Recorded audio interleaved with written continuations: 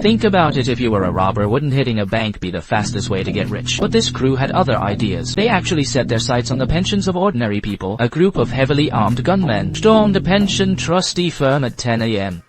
With overwhelming firepower, they ordered everyone to put their hands up, hold their phones in their palms, and file into the boardroom one by one. But there's always someone who wants to play the hero. That's an HKMP5. You fire that off in here, and everyone will hear it from 5th floor to the 10th. You're not stupid enough to shoot that in here. I doubt you even bothered loading it. We don't have to fire our guns to kill you with them. We may. Oh! Ah! Gasps and screams. Oh!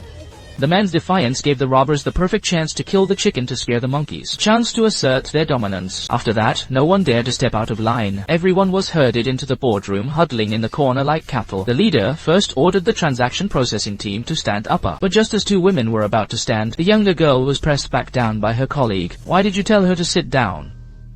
It's her first day. She's just an intern. Eventually, 4 employees stood up, and the leader asked which of them was the most senior.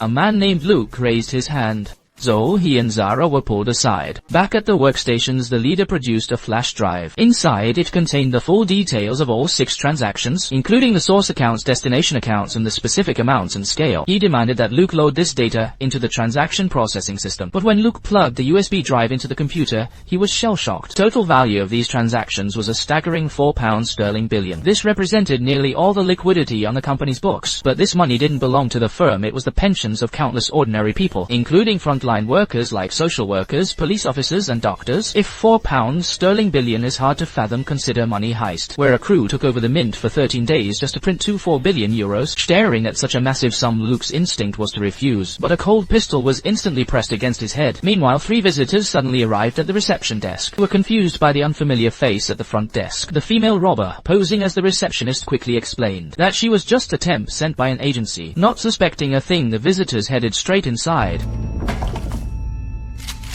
Paralyzed with fear, Luke's hands trembled as he completed the trade request. The next step required authorization signatures from senior executives. The robbers seemed to know the internal procedures inside out. They handpicked 3 authorized signatories directly from the boardroom, forcing them to sign off on the transfers. Once signed, a final confirmation was needed from another member of the transaction team. Task fell to Zara, having seen what happened to the others. She didn't dare hesitate for a second, swiftly completing her part. The transaction instructions were immediately dispatched to the escrow bank, since the company's own account held no such funds. All funds are disbursed by the custodian bank, so the bank will certainly call to verify the transfer. Just at this critical moment, an elderly man pushing a trolley walked in. He was there to deliver the mail and parcels. Seemed chatty, striking up a conversation with the robber, posing as the receptionist. While talking, he accidentally noticed that the office was deserted. The female robber's expression tightened instantly, and her hand moved stealthily toward her weapon. Fortunately, the old man didn't suspect a thing and quickly stepped into the elevator. Shortly after, the call from the custodian bank arrived as expected. The leader ordered Luke to answer, warning him to confirm the transaction's legitimacy. No tricks or coded signals, he warned, just tell them to process the transfer immediately. But as the call connected, Luke's nerves failed him completely. He was unable to utter a single word. Standing by, Zara had to step in and take the call. Oh, sorry, it's Zara. Hi, Warren. Luke has just nipped to the loo. Yeah, you. Alright, yeah. I'm just really hungover. I went out with Luke and T to the Gladstone last night.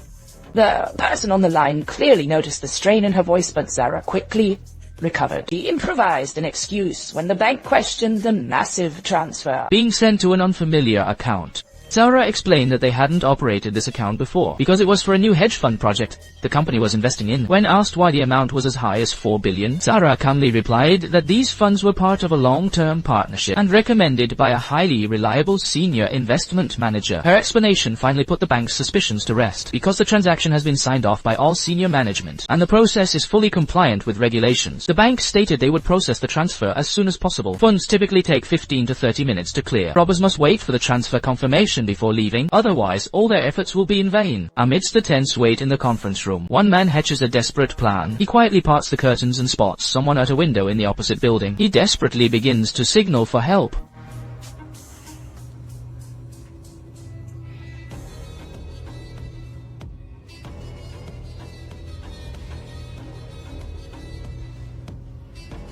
but he's quickly spotted. A robber rushes over, beats him mercilessly and drags him out. No one knows if he's still alive. The robber drags him into the restroom, holds a gun to his head, demanding to know if anyone saw his signal while issuing a death threat. If the police show up and trigger a standoff, he'll be the first to be executed. Paralyzed by fear, the man continues to deny that anyone saw him. Unconvinced, the robbers realize they might have to evacuate immediately. But if they leave now, the bank could still reverse the transfer, rendering all their efforts for nothing. As the leader weighs his options, the lookout he sent makes a discovery. A few people in the opposite building are indeed watching them closely, and one appears to be making a phone call. 4 minutes have passed since the man signaled. They must evacuate now. In the midst of the leader's hesitation, a subordinate rushes in with news. The funds have cleared. This is the ultimate green light. The robbers move instantly, locking down the room and collecting their gear for an orderly extraction. By the time the police arrive, they've already vanished, slipping through the perimeter. Meanwhile, Detective Kovac, fresh out of the casino, receives the call to report for duty. News of the heist quickly hits the headlines with a staggering £4 billion stolen. It marks the largest armed robbery in British history. This crime means that thousands of people stand to lose their pensions. Judging by the robbers' tactical precision, they must have military backgrounds, and are likely state-level intelligence operatives. Back at the company, police check the employees for injuries and question them one by one. As the one who personally executed the transfers, Zara becomes the primary subject of the interrogation. Detective Kovac starts by reassuring her and validating her decision to cooperate, noting that any resistance could have led to multiple casualties. Zara provides what little information she has, but it seems to be of little value to the investigation. Just then, Zara's nose begins to bleed. She explains that she always gets nosebleeds the day after drinking too much, saying that she has no more useful leads to offer. Kovac tells her to go to the restroom and clean up. However, while in the restroom, Zara overhears a conversation outside. I'm sure it was an inside job. An inside job. You saw it. They knew everything about the operation. Our protocols, how our trade management system works. They even had the files on the clearing ban. All of it. Someone must have told them. So, you think it's one of us? Makes sense, right? How else could they have done it? Well, if one of us was involved, that's horrifying. To think one of us would put the whole office through that. Before doing any of that, it's been 8 or 9 weeks, working half days. Every time you're like this. They need to figure out who the inside. Mindless, yeah, whoever shows up tomorrow in a Ferrari or doesn't show up at all. Hearing this, a subtle, eerie smile slowly spread across Zara's face. Back home, Zara kept staring at the alarm clock, lying in bed unable to sleep all night. But it wasn't out of fear. She couldn't wait to turn on her computer, connect to the VPN and log into her hidden account. When she saw the balance of £5 million, she gasped. The amount far exceeded her expectations. You might wonder, with £4 billion stolen in the robbery, why she only received £5 million. There is a deeper story behind this. Let's see what happens next. After a brief hesitation, she immediately took out a hardware wallet and connected it to the computer. Through this offline device, she could safely transfer the money, making it impossible for anyone to trace it. Even though if the hardware wallet is lost or damaged, the money would be gone forever. Zara still chose to transfer the funds without hesitation. After all, this illicit fortune had to be kept in the safest possible place for her to truly feel at ease. She quickly entered the pattern password on the hardware wallet to confirm the transfer, then immediately unplugged the device and shut down the computer. She put the hardware wallet containing the fortune into a bag and paced around the house. She thought it over, but whether it was on top of the cabinet or anywhere else, nothing felt secure enough. Finally, she moved the heavy refrigerator, stuffed the hardware wallet into the gap at the back,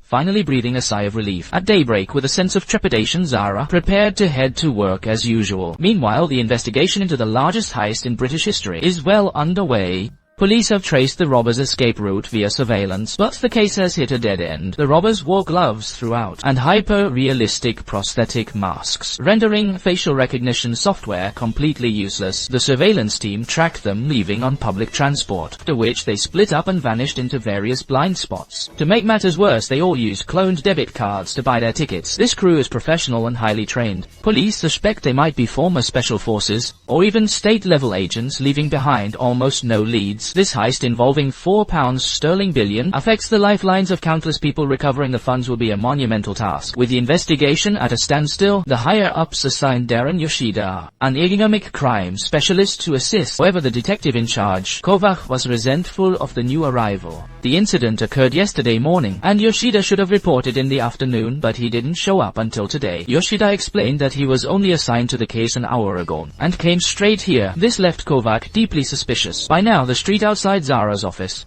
bus already swamped with reporters, with news vans parked everywhere. Police have cordoned off the company entrance, and all staff must show identification to gain entry. Zara enters the office and heads straight for Luke's desk, pulling him into the break room to talk in hushed tones. Luke is reeling from the shock of the £5 million, as the robbers had initially only promised £100 in hush money. Their conversation reveals they are indeed complicit in the case, though they weren't the ones who carried out the heist. Initially, the robbers only contacted them, request system credentials for a remote cyber intrusion. Little did they know, once the robbers mastered the internal workflows, they would launch a brazen physical raid and flee with £4 billion. The £5 million is clearly hush money from the gang, intended to buy their absolute silence. Luke realizes instantly that this is also a trap. The money hitches them irrevocably to the robbery, making them undeniable accomplices. While they provided intel, they never signed up for armed robbery. They were unwittingly dragged into a violent crime. Paralyzed by fear, Luke considers turning himself in, but Zara immediately and fiercely shuts down the idea. As they argue, a colleague approaches. Recalling yesterday's terror and the relief of being survivors, the colleague mentions that reporters are swarming the staff outside, offering up to £5 for internal photos and dirt. He's also baffled that Luke and Zara, who were held at gunpoint yesterday, could show up for work today with such composure. Had it been him, he'd already be home on stress leave. Zara guiltily deflects, citing the ongoing emergency situation. Their strength in numbers, colleagues' remark, only fueled the already fragile Luke's paranoia. He felt their strange behavior had already begun to raise eyebrows. Just then, a colleague informed them that the detectives wanted to conduct follow-up questioning. As Luke entered the meeting room for his interview, Zara's anxious gaze followed him closely, a detail that didn't escape Officer Kovach's notice. Kovach introduced Luke to Darren Yoshida, an expert in economic crimes, which only heightened Luke's anxiety. Yoshida took the lead in questioning, challenging why there was £4 billion in the company's account. All at once, Luke explained that the company was undergoing a major portfolio rebalancing, requiring them to consolidate the funds. This sort of thing only happens every few years. Yoshida astutely noted that the robbers chose the exact day the company's accounts were at their peak in 3 years. It was too much of a coincidence. More importantly, a transfer of this size requires approval from at least 3 investment committee members. They aren't in the office every day, they only meet once a week, which suggests the robbers must have had inside information. Just so happened that an investment committee was meeting on the morning of the robbery. Yeah, well, I mean, but to be fair, you know, they happen once a week. So there's a 1 in 5 chance. Is there anything you want to tell us? These are dangerous people. The way they handled those weapons suggests they're professionals. Ruthless, cold-blooded. As for yes, we can offer you protection. You just need to give me the word. I think that's everything. If that's all, am I? Good to go. Kovach sensed Luke's growing resistance and decided to stop the interrogation. Simply handed him a business card and let him leave. Meanwhile, Zara was unraveling the mounting pressure, drove her into the restroom, where she splashed cold water on her face to force herself to stay calm. On the other hand, Darren Yoshida judged from experience that the mastermind behind the heist must have planted an insider within the company. Members of the transaction processing team are undoubtedly the prime suspects, a point Kovach agreed with and all. However, he believed that in a case of this magnitude, the planners wouldn't pin all their hopes on someone as psychologically fragile as Lou. They likely had a secondary backup route in place, and regardless, current evidence wasn't enough for an arrest, so they decided to put Luke under surveillance first. Meanwhile, Kovach confronted his superior, demanding to know why Darren Yoshida wasn't assigned to the team until a day after they had requested assistance. Furthermore, the victimized company and the escrow bank still haven't provided critical account information to the police. He suspected his boss wasn't doing enough to apply pressure. Are more important things going on? And she here. Then you are aware of more important than thousands of people losing their pensions by the time he finished work that evening. Luke was a nervous wreck. Zara once again quietly urged him to withdraw the money from the virtual account as soon as possible, and warned him never to call her, let alone contact the police. She suggested he take tomorrow off to stay home and recover, as that would better fit the profile of someone who had just survived a robbery. However, Luke was now jumping at shadows as he walked down the street. He felt as if every passerby was a spy monitoring his every move. At the station, Darren Yoshida traced the whereabouts of the stolen £4. sterling billion. All the funds have been transferred to a private bank known as the Willemstad Bank. The bank is located in the British Virgin Islands, a notorious tax haven. Though small, the bank is extremely discreet and secretive, catering exclusively to the ultra-rich, and the police had never even heard of it despite knowing where the money went. They couldn't reverse the transaction as they had no jurisdiction over overseas personal accounts. Darren Yoshida stated he would contact local authorities via the Financial Intelligence Unit immediately, but warned it usually takes 2 to 3 weeks, unless political or diplomatic pressure is applied to speed up the process. But time is of the essence, and the money has likely been moved again by now. Meanwhile, tight surveillance has already been launched against Luke. Back home, Luke peered through the window screen, warily scanning the street, unaware that his every move was being watched by the police. He quickly drew the curtains, no longer feeling safe even in his own living room, and finally retreated into the closet with his laptop. He reconnected the hardware wallet and used a VPN to log into his account, transferring all the funds out. Elsewhere, Zara also retrieved her hardware wallet hidden behind the refrigerator. She went out as usual, heading to the supermarket first to pick up a few things. Staring at the scratch cards on the shelf with a £5 million jackpot, she hesitates for a moment before buying a few, then heads to a house shopping bag in hand. Her mother opens the door. There's an obvious tension between them. Once inside, Zara tells her that everything has been a mess lately and that she wants to patch things up. Whatever their history, her mother's response is, "I see. It's nice to know I made it onto the to-do list. Am I before or after cleaning the gutters?" I'm just saying I'm sorry. Why do you have to go and twist everything around every single time? Every single. I'm so sorry. I can't. I'm so sorry. If I'd known you were coming, I'd have rolled out the red carpet. A sudden knock at the door interrupts their argument. While her mother goes to answer it, Zara slips upstairs, enters the bedroom, and prees up a floorboard. She hides the hardware wallet in a box underneath and carefully replaces the board. What the fuck are you doing? Can't even use the loo. Was that feeling nostalgic after Zara leaves? Her mother sees news reports about the heist at the company. On the bus home, Zara receives a call from Luke. Luke sounds frantic, apologizing repeatedly because he's too terrified to go out and hide the money. He's convinced that someone is watching him and even suspects his home has been bugged. He's hiding in his wardrobe, calling Zara for help. Zara scans her surroundings, vigilantly whispering to reassure him, claiming it was just the stress getting to him. Hearing Luke break down and threaten to call the police, Zara shut him down instantly, promising to head over to his place right away. Little did they know the robbers were monitoring every word of that call. The robbers had already anticipated that Luke's cowardly nature would eventually make him their biggest liability, so they decided to strike first. Not only were they bugging his phone, but they had also installed hidden cameras throughout Luke's apartment. Once the call ended, the hit squad immediately split into 2 teams and headed for the apartment building where Luke lived. Having hung up, Luke remained frantic and on edge. He finally gave in and dialed the number on Detective Kovac's business card. Kovac had just stepped out of the casino when Luke called, claiming he had urgent information for the police, but insisting that Kovac meet him at his home in person. Kovac sensed something was wrong and set off immediately, ordering the force to ramp up patrols around Luke's residence. Just then, hiding in his closet, Luke heard a knock at the door.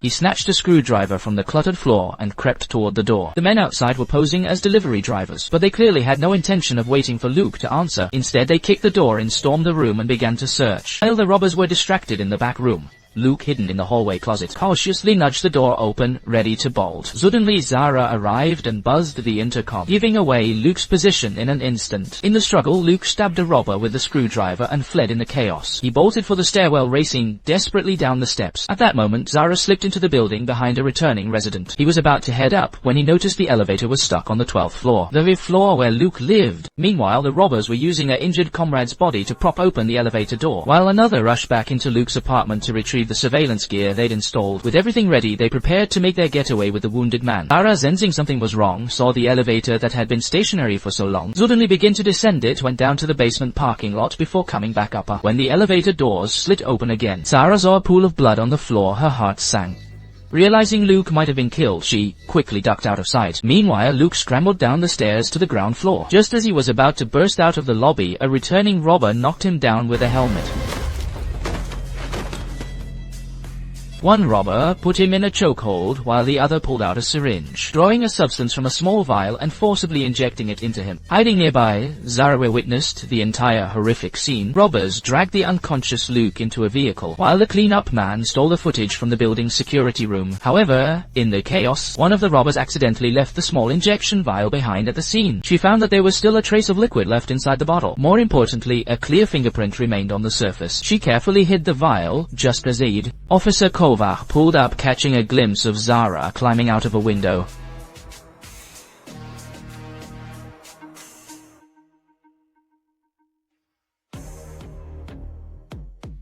In truth, both Kovac and the police were well aware of Zara's involvement. It was an unspoken understanding between them. However, due to a lack of direct evidence and the fact that their priority was recovering the stolen £4 billion pension fund and unmasking the mastermind behind it all, Zara is now acting more like a decoy. Kovac tries to pry information out of Zara, but he remains tight-lipped, flatly denying any connection to the case. He fabricates a story glossing over the crucial details. He claims he received a call from Luke and felt he was in a very bad state. Says he came over out of concern only to find, to his shock, that the elevator was covered in blood. However, he conceals the fact that he witnessed his friend being abducted and even secretly hides the crucial pill bottle with fingerprints on it. Saying that Zara refuses to cooperate, Kovac decides to let him go for now, telling him someone would be in touch the next day for an official statement. Searching Luke's room, the police find numerous photos of the two together. They were close friends who, after work, would get wasted together almost every weekend. Back at home, Zara is consumed by guilt, staring at a photo of them at a bar on his fridge. His thoughts are pulled back to the night that changed everything. At the bar, Luke was venting his frustrations, blasting those bastards on the investment committee for doing nothing all day, yet each pulling in £1 million salary, and that's just the base. They get £1 million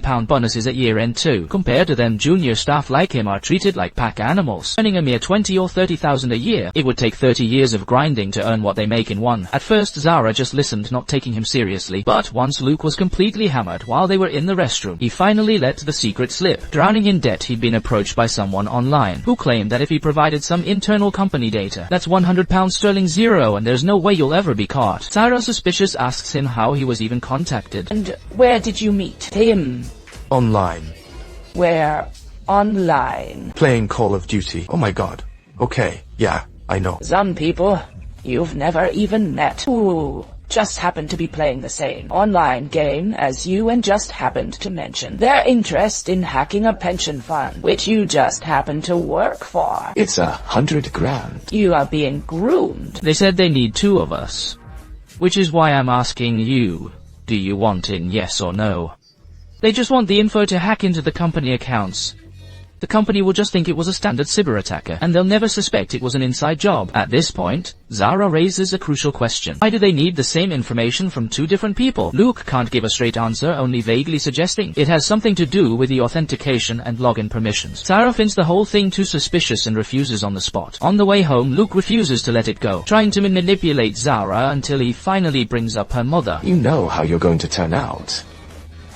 Just like your mom. Fuck you. Now, you know what fuck you this hits Zara?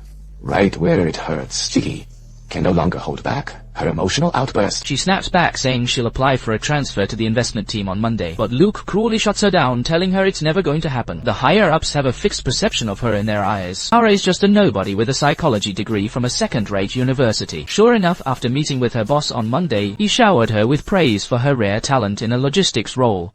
But ultimately he still believed she should stay in her current position. These words stung Zara deeply. She sought out Luke, telling him she would cooperate but on one condition. She wanted to see them in person rather than just communicating online or in-game. At the meeting it was just as Luke had described. They only needed to explain how the company's trading system worked. With account and login info they would earn more than 3 years' salary. And no one would ever know. But Zara's psychological background made her notice several red flags. Why were these people not wearing masks or using any disguise at all, exposing their faces to two total strangers? This only showed that they didn't mind being identified at all, which meant she and Luke would likely be silenced once the plan succeeded. The point of this meeting was to get to know each other. Build some trust. We couldn't do that if we showed up in disguises, could we? There isn't going to be a victim in this crime, like I said. But I said no one's gonna get hurt. Especially not one of us. Promise me is this why they brought you along to provide the female reassurance. Zara had clearly seen right through them. The leader told them to go back and think it over, then he left. After stepping out, Zara happened to see the man from before getting into a car. He immediately had his ride follow them, eventually watching the man enter a house. He noted the address and left. Little did he know this unnecessary move would prove fatal. Meanwhile, Kovac was notified by his superiors that MI5 would be sending an analyst to join the case. Kovac was unable to fathom why such a case would involve a national intelligence agency. Upon arrival, Finch made it clear he wasn't there to interfere. Rather, he was to be seen as a resource, since the goal is to close the case as quickly as possible. All their technology and expertise are at the team's disposal. After leaving the station, Kovac went to a shop and handed over an envelope containing 20,000. It was payment for his mounting gambling debts. The boss warned him again, pay the balance within a week, or the debt would be sold to someone else, someone who wouldn't be intimidated by his badge. Kovac looked grim, knowing this was a final warning. He returned to the office to check the investigation's progress with Darren. According to Darren's findings, most employees' accounts showed no financial anomalies or debts. Luke was the outlier, drowning in debt with 7 maxed-out credit cards. The investment committee members, however, were all clean after all, with £1,000,000 salaries and matching bonuses. Their £2 million income equals 50 years of a junior staffer's wages. When Kovac asked about the missing $4 billion, Darren explained that their request to the BVI was still stuck in a queue. The delay is highly irregular, it's clear. The higher-ups aren't making this a priority. Darren hopes to bypass the official channels, using the back-channel methods he mastered during his time in the city. While what he finds won't be admissible as direct evidence, it's better than doing nothing. Kovac then asks Darren about his background, and Darren admits frankly that he was once a member of the investment committee, but that was precisely why he chose to resign. A massive wage packet, performance bonuses. But what I do now, it means I can look at myself in the mirror. Meanwhile, Sarah digs out the fingerprinted medicine bottle at home. She gets on her computer and uses a VPN to search how to extract fingerprints from bloodstains. After watching a tutorial, she prepares to head to the pharmacy for supplies. Just as Zara returns home with her purchases, Officer Lucy arrives at her door, accompanied by Finch from I-5. Surprised, Zara lets them into the house. As they enter, she quickly hides the fingerprinted medicine bottle. During the questioning, Finch inconspicuously scans every corner of the room. At the same time, Zara is being questioned. Kovac has already tracked down her mother's home. Her mother states bluntly that she doesn't know her daughter at all, and that the image of a weary, drifting office worker is nothing but a facade. She describes her daughter as a person with a brilliant mind and a frustrated soul. Even if she were told now that the entire heist was her daughter's brainchild, she wouldn't be surprised in the least. But when Kovac asks when she last saw her daughter, the mother hesitates for a moment before choosing to lie. She claims they haven't been in touch for months. After seeing Kovac out, the mother seems to have a grim premonition. Back in the room, he looks around. Meanwhile, the police question Zara, asking why she stayed in the building for 10 minutes on the night of the crime. Zara's answers to these questions are full of holes. After the interrogation, as Finch is preparing to leave, he catches a glimpse of the hydrogen peroxide and tape she had just bought in her bag. He then takes his leave. Once outside, Officer Lucy insists that Zara is definitely involved and must be put under surveillance immediately, but Finch disagrees. He believes that even if Zara is involved, she isn't the priority right now. The most important thing is to locate Luke and the stolen funds. No need to waste energy on such small fry. After the police leave, Zara carefully examines the bottle with the bloodstained fingerprint. She carefully lifts the fingerprint with a tool, as if she has made up her mind. Meanwhile, Darren has traced the whereabouts of some of the stolen money. Accounts. The money's been sent. Are you serious? Simmons. The gold. Simmons. Pretty sure.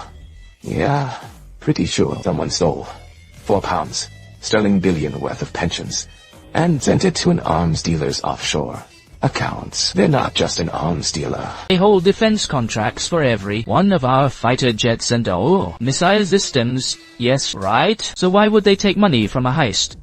Kovac tells Darren about Mi-5's involvement in the case. Darren responds by saying that, with Mi-5's capabilities, they likely had this information within 10 minutes of the crime. That night, a female officer meets Kovac to report the afternoon's events. Finch refused to surveil Zara, arguing that regardless of Finch's motives, their superior Nix is definitely in on IT. They seem determined to keep the police away from Zara. Kovac immediately tracks down Nix, but before he can speak, Nix gives him a look and leads him outside.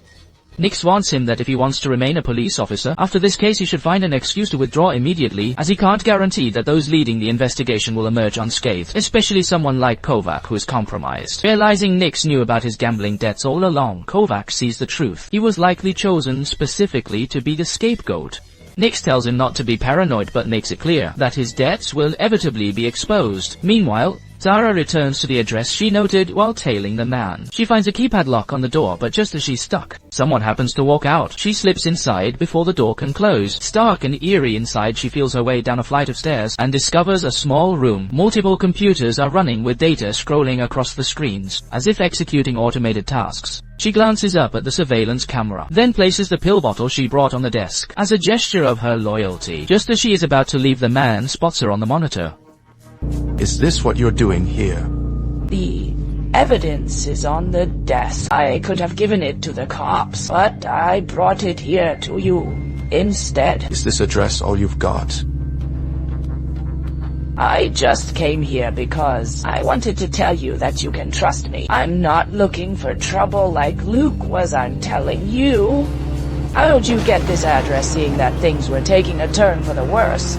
Zara immediately turned and bolted. It didn't seem like they were chasing her, but as she reached the intersection, a car pulled up right alongside her. Fearing it was someone sent by the man to hunt her down, Zara took off at a sprint. She ducked into a shop using the cluttered layout to her advantage, shaking off her pursuers and hiding in a basement. After a quick look around, she spotted a vent pipe leading back to the surface. She climbed out cautiously and once back in the open, ran wildly down the street. She cleared 3 blocks before finally hopping onto a bus. She called her mother, hoping to lay low at her place for a while, but her mother claimed she was on the night shift and told her to come another day. The two of them agreed to meet tomorrow instead, but as soon as she hung up, a sinister smile spread across the mother's face. Zara let herself into her mother's house with a spare key anyway, and it seemed her mother had been expecting her. Going somewhere, you scared the life out of me. I thought you were at work, yeah. And I thought you coming tomorrow can't stay out there anymore, can you? I'm not stupid. A daughter who hasn't been in touch for months suddenly shows up. Combined with the breaking news on TV, it doesn't take much to figure out. The mother saw the reports. She even thought all £4 billion were stashed inside that tiny hardware wallet. Her mother's motive was blunt. She didn't care about the risk, she just wanted the money. Zara told her that without the private key, the wallet was worthless. The mother retorted that without the hardware wallet, her password was equally worthless. Both sides held equal leverage. The mother demanded 20 of the wallet's total balance. When asked how much money was inside, Zara claimed there was only 5 million. The mother didn't buy it, knowing the robbers had cleared £4 billion. If her daughter was so deeply involved, how could she only get such a small cut? But she didn't care to press further. As long as Zara paid her 1 million, she would return the wallet.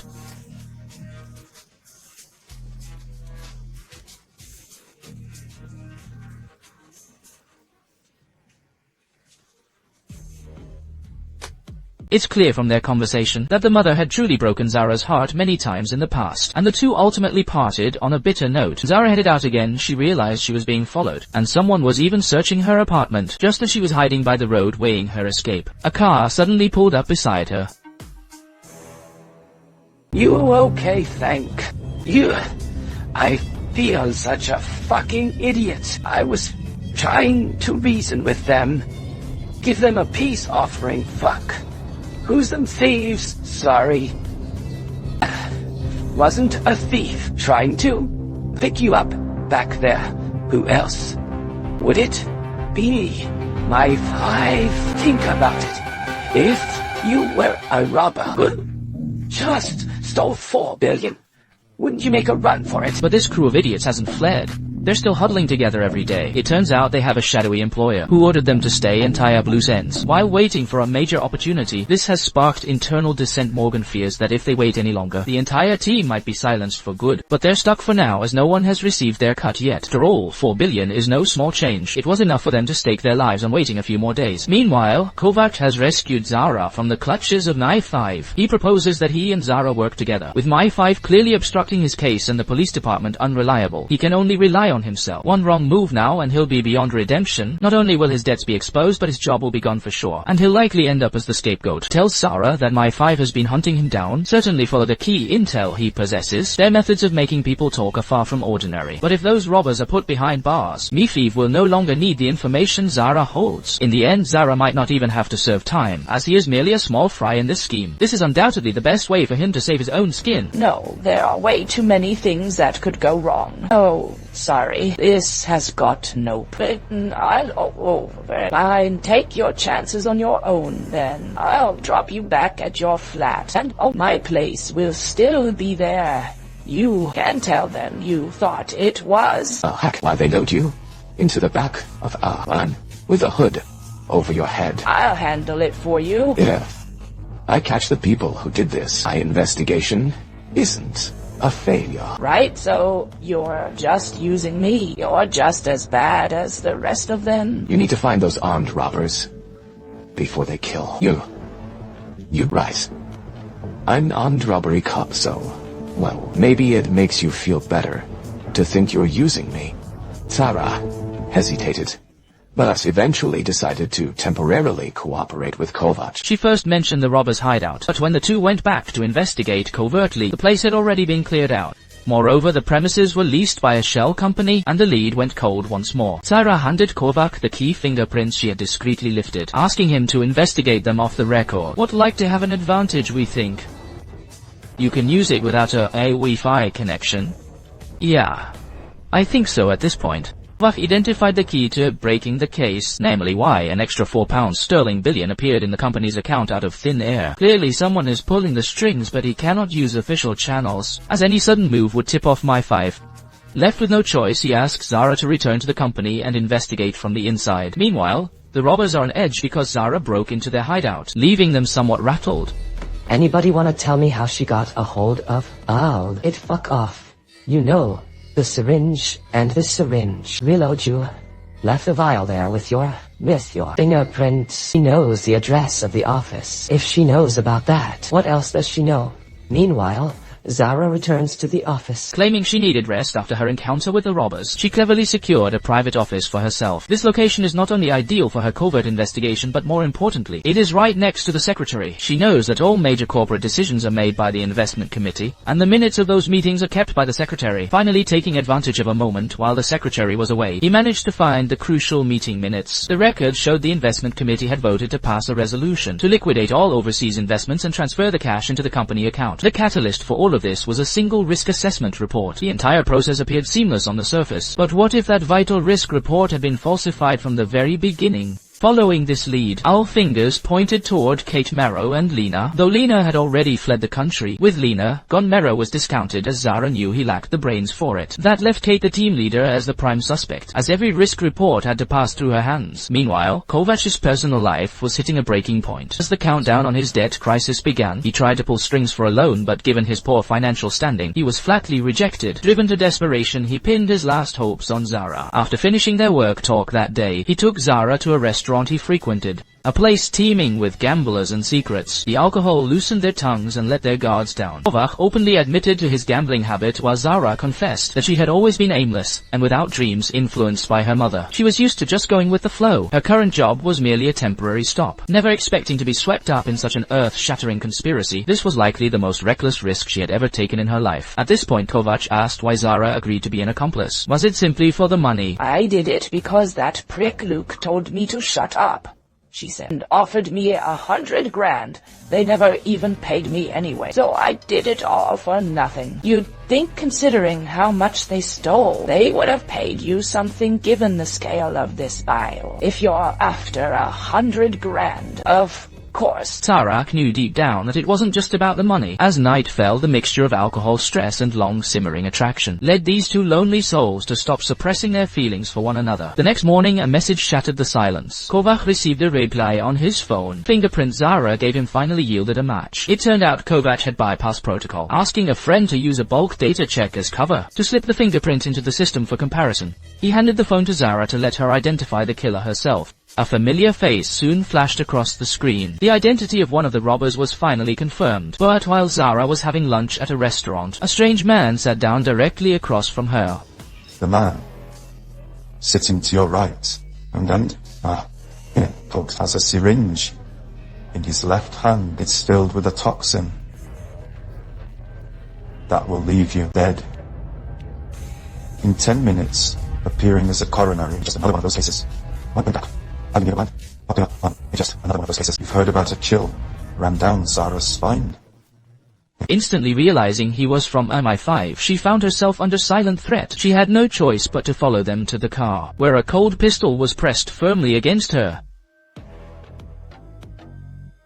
Meanwhile, many others were eyeing Zara's £5 million. The cowardly Luke overheard the robbers. He still hadn't seen a penny of the money, and with employers above them, the robbers had been left waiting here for days. He knew Morgan had a short fuse and had already clashed with the team over his share of the money, so he decided to use him as his way out. Luke told Morgan that if he helped him escape, he could get him £5 million. It was nothing compared to a slice of $4 billion, but after everyone took their cut, there might not be much left for Morgan anyway. Besides, given the situation, getting paid wasn't even guaranteed. You're never gonna give me all that money. I'll have to kill you. I'm offering you my phone, yeah? Take the money. Take your revenge. Meanwhile, Sarah met with high-ranking Mi-5 officials who got straight to the point. They had been tailing her, knew she and Detective Kovac were running a rogue investigation, and knew she held key intel claiming they were her only way out. The goal was to get her life back to normal. They wanted her to spill everything, warning her they could easily eliminate her staged as a robbery or a suicide. Sarah tried to negotiate. She wanted immunity and to keep her money. The official refused her a get-out-of-jail-free card, but offered her a completely new identity, a new name, a new passport, and a new future. But the deal came with 3 conditions. First, Jimin must leave the country. Second, her intelligence must be actionable. Third, the intel is for their eyes only. She cannot share it with her detective friend Kovac. Then the woman revealed a secret about Kovac, that he hadn't mentioned he's a gambling addict. In debt up to his neck, he'd do anything for money. Sarah confronted Kovac and asked him directly about his gambling debts. Kovac admitted he was nearly £100 zero in the hole, and I only have a week to pay it back or the consequences will be dire. Yeah. So, you were lying earlier when you said you weren't after my money. No, look, I'm in debt. But that's not why I'm doing this. I'm doing this because I don't like being pushed around. I need to know what's going on. I believe you. There's something else. All I've got left is my job. Next, if I lose it, I've got nothing but the poker tables. I don't know where I'll end up. That's why I'm doing this, to save myself. From myself. Honest to God. It's the genuine truth. The tension between them begins to thaw. They seem to have reached a mutual understanding. As the alcohol and long simmering feelings intertwine, the two finally stop suppressing their attraction to each other. Early the next morning, Kovac receives a reply on his phone. The fingerprint Zara gave him finally yields a match, and the identity of one of the robbers is confirmed. The next day, a bombshell report breaks. The Times reveals that the stolen £4 billion in pensions has surfaced in a series of illegal offshore accounts linked to the Chancellor's family trust. As the treasury comes under fire, Zara makes a discovery. The server logs every risk simulation operation. The trail leads straight to Mero, that brainless, greasy man. Then unexpectedly, she walks right up to Mero and speaks. See you at first. Mero denies everything. But Zara now has nothing left to lose. The police and Mi-5 already know exactly what he's done. Zara threatened to go to the police immediately to expose everything. Milo panicked instantly. He admitted that he and Luke were involved, but they were merely recruited pawns. As for the real masterminds, he had never met them, only having been left with an emergency number. But what's even more chilling is that Luke and Milo knew from the very beginning that the company was going to be robbed. Zara had been played by Luke all along. Zara demanded to know why she was chosen. Milo finally confessed that the masterminds behind the scenes needed a scapegoat. They had analyzed the background profiles of everyone in the office and targeted Zara because her life seemed to be a mess, making her the most likely candidate to something desperate for money. Their plan was to eliminate Zara and stage it as a suicide once the job was done. Devastated by the truth, Zara realized she had been nothing more than a disposable tool to be discarded after use. Before leaving, Milo gave her an emergency contact number on the condition that Zara never give him up. Zara met with the MI5 agents again and handed over the emergency contact number she got from Milo. In exchange, she was given a package with a brand new identity, including a passport and various other documents. They told her she had 24 hours to leave the country and must not contact anyone before her departure. Meanwhile, Kovacs found a lead on one of the robbers, Morgan, and planned to use his daughter as a point of breakthrough. By tracking the cell signal Morgan used to call his daughter and using the license plate recognition system, Kovacs and his colleagues finally narrowed the location down to a farm. Believing the robbers were hiding there, they prepared to move in, but then only to find the farm already cleared out. Mi-5 had beaten them to it. They were one step too late. Hello. How about you? Let's go ask your girlfriend. Sorry, I've let Nichols know about you. And your lead suspect? You'd better get back to London so we can hang you out to dry. Meanwhile, Zara finds her mother for a final reckoning. She agreed to her mother's demands, deciding to give her a 20 cut, which amounts to £1 million. But when she connected the hardware wallet to the computer, something went wrong. She couldn't take it anymore and shoved her mother to the ground. Zara was certain her mother was trying to hack the wallet to keep all the money for herself. She then smashed the hardware wallet and turned to leave. As she walked out, her eyes welled with tears, marking a final goodbye to her unfit mother. But in an instant, her expression turned cold as she pulled another hardware wallet from her bag. It turned out she had secretly swapped the wallet while her mother wasn't looking. Zara felt that giving such a mother even a penny would give her sleepless nights. Finally, Zara seeks out Kovac before making her exit. She explained that she had taken the deal with My5. She had no choice if she wanted to start a new life. Met with his cold indifference, she silently produced the hardware wallet, offering Kovac a share to help him clear his debts. Kovac was completely enraged by Zara's act of charity. He believed she was only trying to buy his silence so she could start her new life with a clear conscience. He accused her of using him from the very beginning, including the intimacy they had shared. I'm gonna lose my job. Because of you. Never. Not yourself. Go on. How much do you think? It. How much do you... It wasn't an actual question. You've ruined my life. I'm not gonna grass you up. It's gonna be hanging over you forever.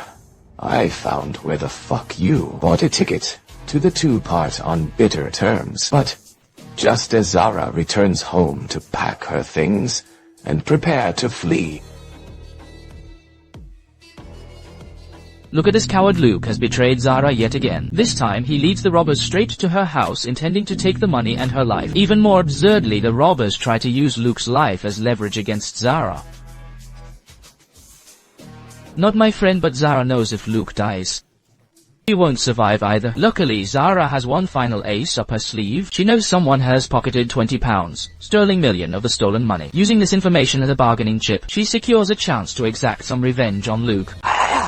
I get to take the gag off him. Morgan takes them to Milo's house when Milo returns from work. He immediately senses that something is wrong, but Morgan is already standing behind him with a gun. Morgan retrieves Milo's hardware wallet from the safe. As he demands the code, Milo grabs a spray can from the table, hiding it in his hand. When, pressed for the password, Milo claims that memorizing such a code is far too dangerous. He says he's hidden it back at the office. But just as Morgan reaches for his ID badge, screams.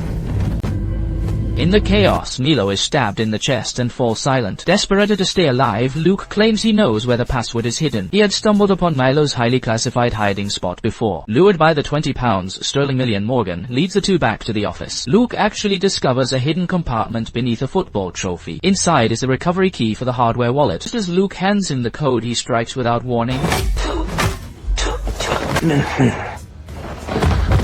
Luke tries to call the police, but the office lines are cut, forcing him to head downstairs to find a phone. But the moment he reaches the ground floor, he's knocked cold by an arriving Kovac. It turns out Kovac was there to dig into Milo's files. Meanwhile, Morgan regains consciousness upstairs. Sarah holds him at gunpoint, but Morgan calls her bluff, knowing she won't shoot. Screams. I won't. By the grounds. Exclaims. Police are on their way. Morgan, you leave. You can still get away. These words snap Morgan back to reality. Morgan realizes now isn't the time for a standoff. The priority is securing that hardware wallet. But Luke has already made off with it. Little do they know the heist crew has already breached the ground floor. Close behind them are agents from I-5. What now? We wait. You pick them up as quickly as possible. Make it look like nothing ever happened. Watching from the shadows, Morgan ambushes a lone operative and strangles him with a wire. Zara spots the tactical team approaching. Fearing they've come to eliminate witnesses, she quickly devises a plan. She rushes to the computer, pulls up a document, and hits print.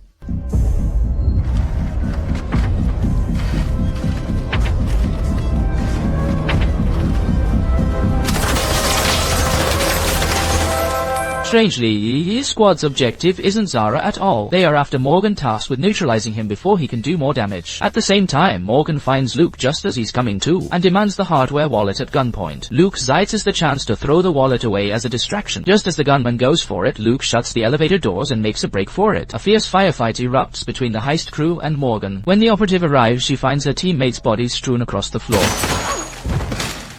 Having escaped, Luke finally finds a moment to dial emergency services. Morgan is also critically wounded. He's forced to inject himself with a stimulant just to stay on his feet. Meanwhile, Kovac has been shot and is left waiting for backup. Hearing the gunfire cease, Zara is uncertain of the outcome. Spotting Kovach's stun gun, he ignores the detective's warnings. He decides to take it and investigate upstairs. Zara feels he shouldn't have suffered for nothing. If they're all dead, the money will be sitting right there, ripe for the taking. He never expected Morgan to be such a formidable force. Morgan spots him the second he reaches the top.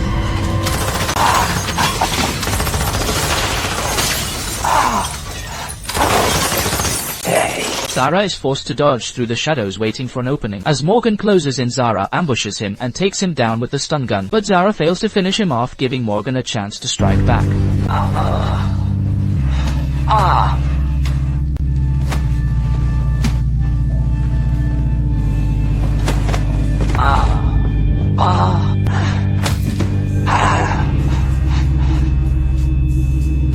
Luckily, in the heat of the struggle, his hand finds the stun gun. This time he doesn't hold back, keeping the trigger pulled until the battery dies. Just then, the wail of sirens echoes from below. Zara glances at the hardware wallet on the floor. As the police quickly secure the scene, after being searched, Zara returns to the ground floor and shares a tight embrace with Luke. Now free Zara and Luke. Follow My-5's instructions. They provide their statements to the police, pinning the entire crime on the deceased Miro. Over the following 2 weeks, news of the stolen £4 billion in pensions continue to break, tracing funds from tax havens back to the accounts of 32 public figures. With the pensions of countless ordinary people at stake, public pressure mounted until the government finally reached its breaking point. In a hastily called press conference, the Prime Minister announced a full investigation, vowing to probe the international tax havens within the British overseas territories. Shortly after the pledge, high-ranking officials, including the Chancellor, resigned, and the stolen £4 billion mysteriously reappeared in the company's accounts. The entire case felt like a masterfully orchestrated PR stunt, using the pensions as bait to align the interests of the common people. The goal was to expose systemic corruption and the secrecy of tax havens, thereby forcing the government's hand. It was a brilliant strategy. The mastermind behind this is clearly someone with a deep mastery of finance, yet as someone who harbors an utter contempt for the financial world, a name suddenly flashed through Kovach's mind, as those striking words began to echo in his ears once more. Who's that? This is Darren Yoshida, a senior financial investigator attached to our economic crime department. What can you follow? You joking me? He's an accountant. You got a fucking accountant on this. I'm not gonna be talked down to by some fucking loser accountant who's clearly been such a fucking failure in his life. He ends up working for the police. I never gained any accountancy qualifications, but as well as being a fully qualified financial investigator, I'm a chartered financial analyst, a chartered alternative investment analyst, a certified financial risk manager. There are fewer than 100 triple charter holders in the world. I earned those designations while working as a risk manager for Greencrest Capital. By the time I left, we had built up an arm of just under $25 billion. I do draw the line at weapons of mass destruction, but apart from that, we're quite similar. Sir Toby now gets him money the fuck out of my sight. Kovach has been suspended from the force, though he never intended to blow the whistle anyway. He's also in deep trouble now, as his debt crisis has finally come to a head. With his job gone, his only options are to sell his house or end up on the streets. But just then, Zara produces a hardware wallet. It turns out that in the chaos of that night, she anticipated a police search, so she deliberately left her regular wallet for the police to check, while secretly stashing this one away. Stored within this wallet is the £20 million that originally belonged to Mero. So, what are you going to do now, Lan? Something exciting, and that's the end of the British drama The Heist. This title was recently updated by a streaming platform, and it is indeed more fitting. Regarding the finale, I've streamlined and polished the original footage. Pacing of the original 6th episode was a bit off, with excessive force fight scenes that were both tedious and nonsensical. At the very end of the original series, Officer Liskovac discovered through a few subtle clues that it turns out Darren, the economic expert appointed by the higher-ups, is the mastermind, and Kovach takes Zara along to confront him. Without any hard evidence, just a few words from Kovach, enough to make Darren confess, which felt a bit abruptly. This is a recurring flaw throughout the series. Earlier, when Zara identified Milo as the high-level inside man for the robbers, Milo also confessed after just a brief exchange, lacking the thrill of a high-stakes psychological battle of wits. Furthermore, after Darren explains his motives, he offers $10 million to beg Kovach to let him walk, which seems somewhat inconsistent with his calculated persona. Of course, the director likely wanted to highlight Kovach's integrity in refusing the bribe, leaving him in such a desperate state that he must sell his house and face the street thieves. In the end, Zara reveals her 20 million, creating a sharp contrast that serves the narrative well. Overall, this series is definitely worth a watch. If you're interested, be sure to check out the original show. Thanks for watching. If you enjoyed this, a like and a follow would be the greatest encouragement for me. I wish you all the very best in everything you do. See you in the next one.